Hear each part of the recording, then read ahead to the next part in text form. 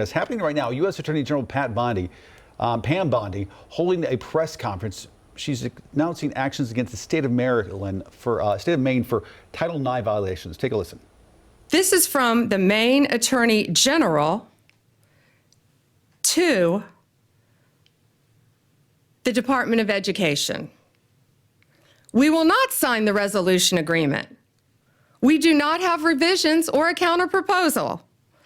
We agree we are at an impasse. Nothing in Title IX or its implementing regulations prohibits schools from allowing transgender girls and women to participate on girls' and women's sports teams. Well, they must not be reading the same Title IX that we're reading. We believe they are failing to protect women, and it's not only an issue in sports, it is a public safety issue. These boys are allowed to go in women's restrooms. They are allowed to go in the women's dressing rooms and get fully naked and change in biological boys and change clothes in front of these young women. Maine's leadership has refused to comply at every turn, so now we have no other choice. We are taking them to court. What we are seeking an injunction to get them to stop this, stop what they're doing. That's pretty simple.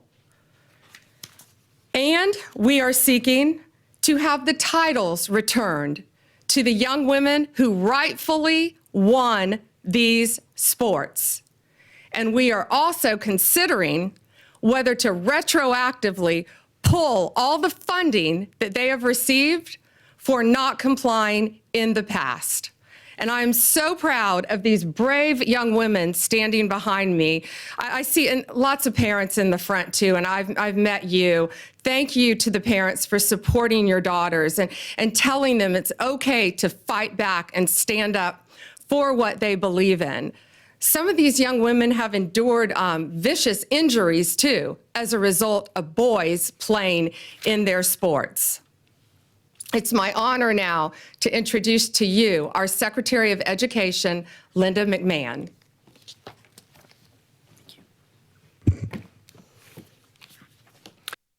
Good morning, everyone. I don't think I could have been stated any better than it was just presented by our Attorney General, Pam Bondi.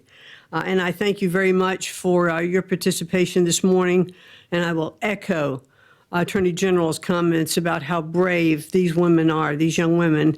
And of course, Riley Gaines has been a staunch advocate for the Title IX infractions, since she came on board. And we're so proud to have Riley out there as such a prominent spokesperson. So today we're announcing a weighty development in the Title IX investigation into the Maine Department of Education. We, the Department of Education, analyzed Maine's Education Department for compliance with Title IX of the Education Amendments of 1972, which prohibits sex-based discrimination in any school or education program that receives federal funding. Unfortunately, our investigation has found that Maine continues to willfully violate Title IX and to strip the civil rights of female athletes in the state. And as Pam alluded as well, it's not just about their civil rights, it's about their safety. And we, after our investigation, we found we really had no other choice. We thought the infractions warranted turning them over to the Justice Department for their further investigation. So how do we get here? On February 5th, President Trump signed the executive order keeping men out of women's sports, which directed all states and educational programs receiving federal funds to cease the practice of allowing males to compete in sports programs for women. They didn't make this up. This is the law. This is Title IX. This executive order was aimed at protecting women like fencer Stephanie Turner or volleyball player Peyton McNabb from being injured and unfairly outmatched by male athletes. President Trump didn't pull any punches. he explicitly warned Maine and Governor Janet Mills that Maine would risk losing federal funding if it continued to allow males to participate in women's sports. Governor Mills chose to openly flout Title IX compliance, telling President Trump, and I'll repeat what the general said, "We'll see you in court," and obviously we are going to. That same day, our Office for Civil Rights opened an investigation into the Maine Department of Education and Maine School Administrative District Number 51 for permitting males and girls sports and denying female-only intimate facilities. The department's investigation confirmed Maine's Title IX violations, and we offered Maine leaders multiple opportunities to change their policy and to protect women in sports, and they have refused. So now as DOJ begins their enforcement actions, I hope Governor Mills will recognize that her political feud with the president will deprive the students in her state of much more than the right to fair sporting events. After all, compliance with federal civil rights law is a universal prerequisite for receiving federal funding. The Trump administration could not be any clearer to all states, sports leagues, and educational institutions.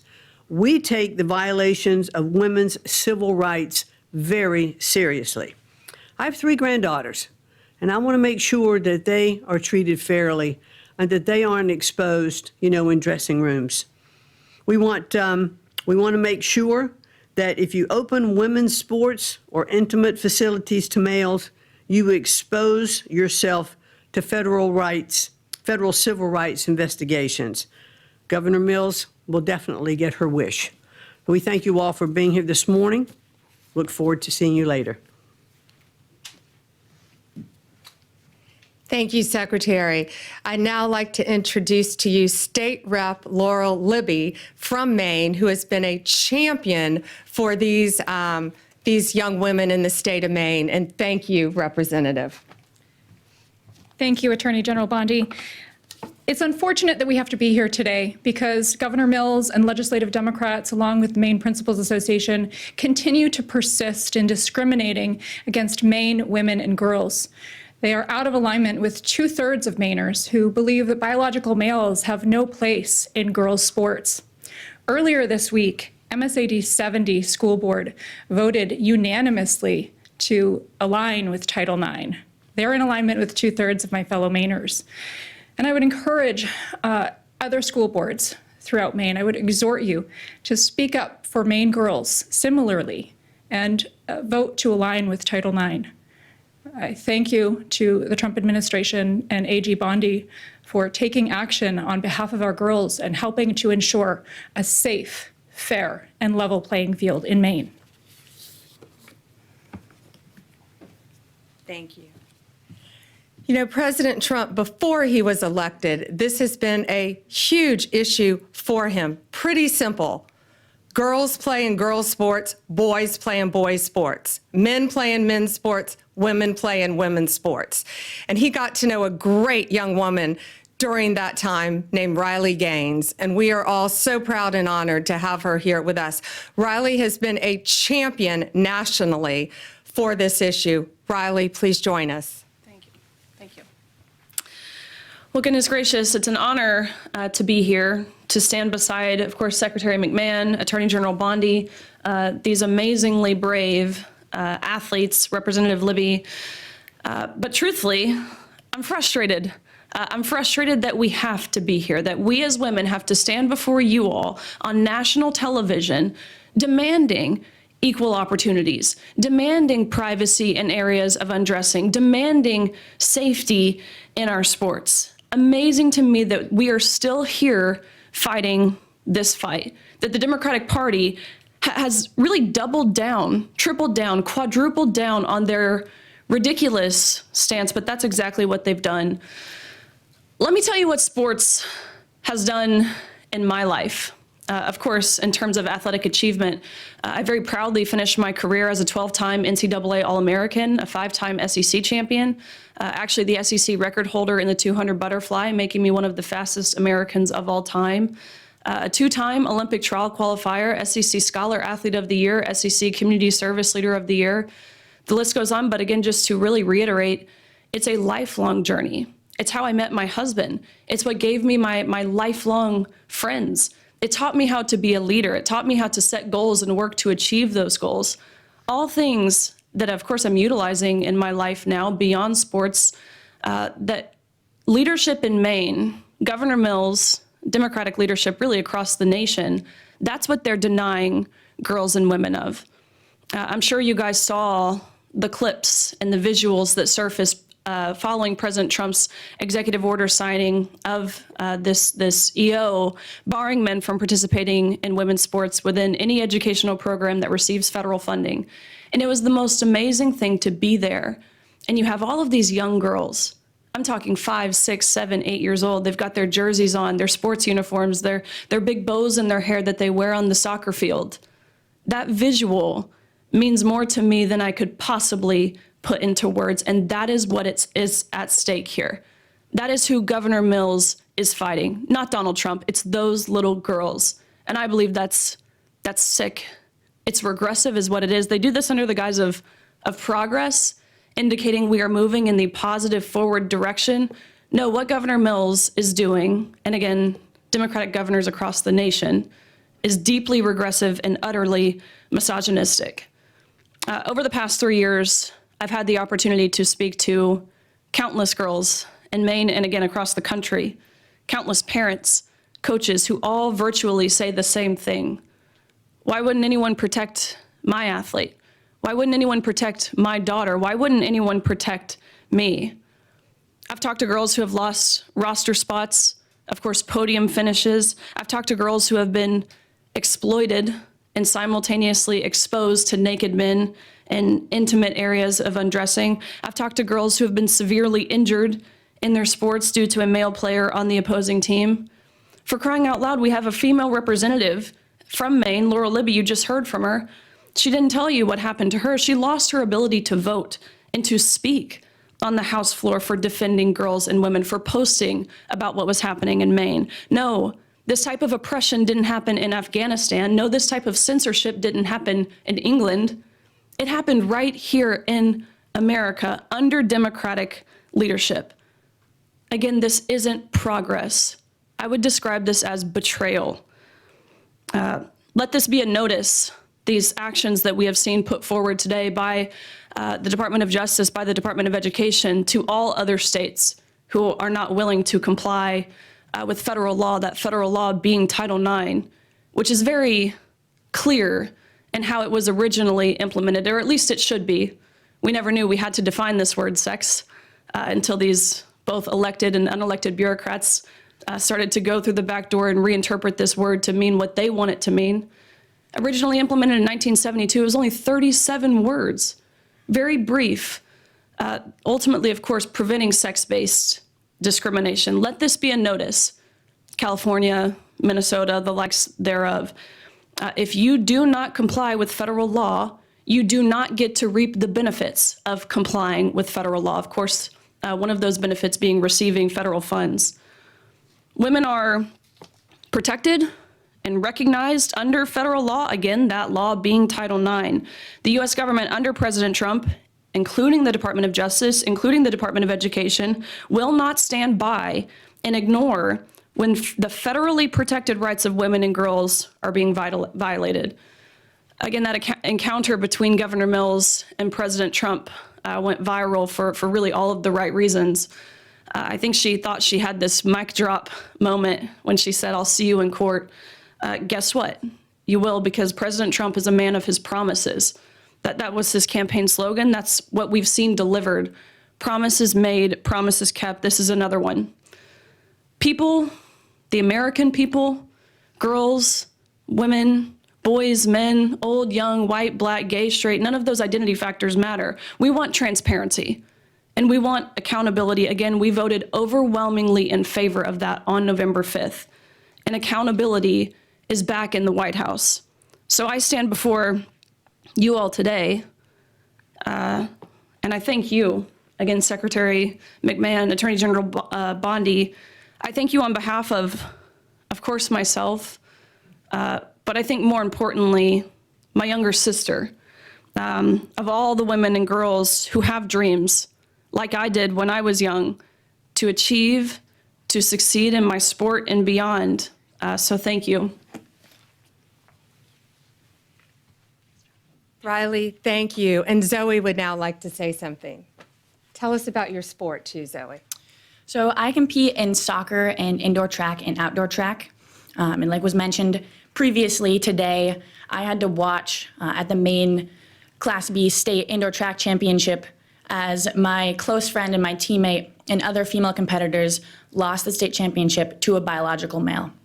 And this was heartbreaking for me to have to watch. And Riley said that it's betrayal, and that's what it is. It is the job of our elected officials to protect our young female athletes, and they have failed to do that.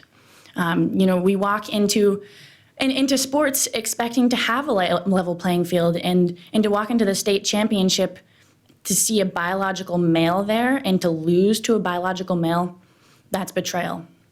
And so I am extremely grateful to AG Bondi for standing up for us when our elected officials aren't doing that. And on behalf of the girl athletes in Maine, I just want to say thank you all, and I look forward to having a level playing field back after this fight. So thank you. And Cassidy wants to say a few words. My first experience was when I was 13 years old. I was going to change for gym, and I walked into the locker room, and there was a biological male there. From that point on, my junior year, I competed in Nordic skiing and lost to a biological male numerous of times. I am fighting this fight for generations to come. And the fact that our governor can look the women of our state in the eyes and say, I'm not going to fight for you, is heartbreaking, and it's betrayal, like Riley said. I just want to thank all these women standing behind me and President Trump for fighting for us, because even though my own governor isn't fighting for me, I know there are people out there fighting for me. Thank you, Cassidy. It takes a lot for these young women to be standing up here saying this too. And again, I'm looking at their amazing parents in the front row who have supported them, who I've gotten to know. Who are protecting them every step of the way and telling them that they have a voice to stand up for themselves and future generations of young women to come and many athletes. Gates, should we take some questions? Yeah, absolutely. Questions?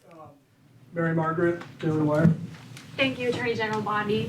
I wanted to ask if there's other states that you're focused on. Which ones are next for these types of abuses, including men and women's prisons? Well, first we're looking at, for this, we're looking at Minnesota. We're looking at California. We're looking at many, many states, but they are the top two that should be on notice because we've been communicating with them. And just like Maine, we're not going out there. We don't want to be suing people. We want them to comply with the law. And that's what we're doing. We have given them opportunity, Maine, an opportunity over and over again. The Department of Education, HHS, they went and sat down with them in person, multiple meetings, and got nowhere. So now this is where we are because they refuse to protect young women in their state. So yes, Minnesota, California, multiple states. As far as prisons, had nothing to do with Title IX. We took away funding from Maine as well. We decided to go a different direction in our grants because we saw one reason they allowed a 6'1", 245 giant man who had violently, no murders, nice, but he had violently murdered his parents with a knife and the family dog, serving life in prison, and he chose to identify as a woman. So guess where he's being housed? In a female prison in Maine. So therefore, my office, we don't want to give any more money to the Department of Corrections in Maine if that's how they're going to act. We're going a different direction in our funding. Sadie with the Journal. Hi there. So Maine's governor yesterday said there were maybe at most 2 trans athletes in Maine schools right now. I just was hoping you could talk a little bit about the sort of amount of federal resources that you're putting into this and why that's worth it given the small impact in Maine. And I have a second off-topic question too. Given that it has some of the same elements as the fire bombings of Tesla dealerships that you've charged federally and called domestic terrorism, I'm wondering if you would say the arson at Pennsylvania Governor Josh Shapiro's house would also be domestic terrorism, and something you would investigate federally, and if not, what constitutes domestic terrorism? Okay, so first, the on-topic question about the, I haven't heard Janet Mills' comment.